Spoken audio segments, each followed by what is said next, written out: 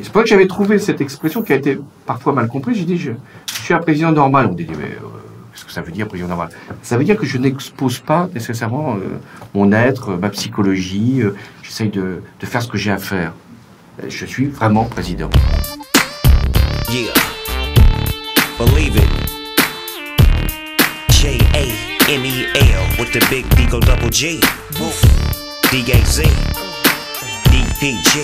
Family. Oh, wait. Yeah, yeah.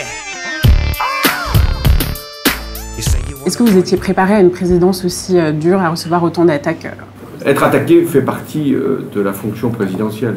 Je n'ai pas de souvenir qu'un président ait été célébré, que l'on ait fait son portrait élogieux du début jusqu'à la fin. Moi-même, j'en avais porté des attaques et que je ne pouvais pas imaginer de ne pas en recevoir. Sans parler politique, moi, ce que je retiens de vous, enfin, j'ai le sentiment que vous êtes très humain. Je vous le confirme. S'il y a un mystère, je suis un homme. Et bizarrement, ce qui m'a le plus confirmé ça, c'est quand vous avez décidé de ne pas vous représenter. Et ce choix-là que j'ai fait, je pensais que c'est celui qui permettait d'avoir un regard différent sur ce que j'avais fait. Je n'ai pas l'obsession du pouvoir. Tant que je suis président, je ne me pose pas la question de savoir ce que je vais faire quand je ne le serai plus. Je fais en sorte d'être pleinement président jusqu'au dernier jour. Et puis, je suppose qu'il y aura un dernier jour. Il y a bien un qui viendra me dire qu'il est devenu président. Je l'aurais su quand même avant et donnerai, je pense, mon expérience. Et je souhaiterais qu'il réussisse. Et Il ou elle. Hein? Il ou elle. Je préfère dire il, c'est ça. Même si je ne veux pas être désagréable pour Madame Marteau. Donc, Et vous dites quoi à quelqu'un qui a voté pour vous en 2012? C'est quoi votre conseil? Parce qu'on parle quand même, vous venez du Parti Socialiste, il y a un candidat du PS. je lui dis qu'il faut continuer. Et qu'il y a des candidats qui sont, même s'ils sont différents, même s'ils disent qu'ils n'auraient pas forcément fait exactement ça, même s'ils pensent qu'ils peuvent faire davantage demain, il faut aller vers ceux qui sont plutôt dans la suite. L'histoire, elle ne s'arrête pas. Et donc il faut aller vers la marche du progrès. Vous pensez que vous avez un héritier? J'en ai même plusieurs. Nous ici, on est extrêmement connectés. Premier réflexe, ici il y en a beaucoup, ils ont déjà leur téléphone greffé à la main. Et vous, c'est quoi votre premier geste de président pour vous connecter au monde? J'ai comme premier réflexe de prendre mon téléphone, de savoir qui m'a appelé dans la nuit, et puis aussi de prendre connaissance de l'actualité, celle qui n'est pas forcément la plus brûlante, mais qui pour moi peut être éclairante pour le reste de la journée.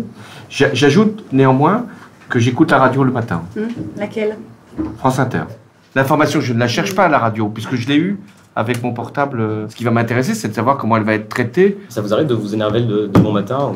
Vous vous levez du mauvais pied, vous écoutez la radio, il y a un truc qui vous plaît pas, une info, vous êtes un peu en bas. Mais tout le temps. Je pense que ce qui fait pour un président, mais c'est vrai aussi pour un citoyen, c'est ne pas être lié à une seule source d'information, d'aller chercher toujours le commentaire, la contradiction, pour après comprendre ce qui est l'essentiel. Vous êtes un gros consommateur de médias? Oui. Est-ce que quand vous voyez, je sais pas, un sondage le matin sur votre code de popularité, vous dites merde? Comme ça a toujours été le même depuis le début jusqu'à la fin, ça m'a pas... Les journalistes me disent, mais qui êtes-vous vraiment? J'ai pas à leur dire qui je suis. Je suis président. Avant, je n'étais pas président, et demain, je ne serai plus président. Mais je fais ce que j'ai à faire. Qu'est-ce que ça veut dire? Je ne suis pas dans un roman psychologique. Si on est pris par l'histoire de la popularité, on ne peut pas avancer. Et puis, je n'avais pas le sentiment, même si je n'étais pas populaire, je n'avais pas le sentiment d'être détesté. Ça m'aurait peiné. Mal compris, en fait. Vaut mieux être incompris que mal aimé. Et quand vous êtes un peu déprimé, j'en sais rien, Oui. une couverture qui vous fait un peu du mal à l'intérieur, on va dire, qu'est-ce que vous faites? Moi, c'est le pot de Nutella, vous? Non, je suis pas dans la boulimie, ça se voit. C'est de se dire que ce qu'on fait est quand même bien, mais juste, ouais, et qu'on finira par s'en apercevoir. Mais je mange pas pour ça. C'est ça que je veux vous dire.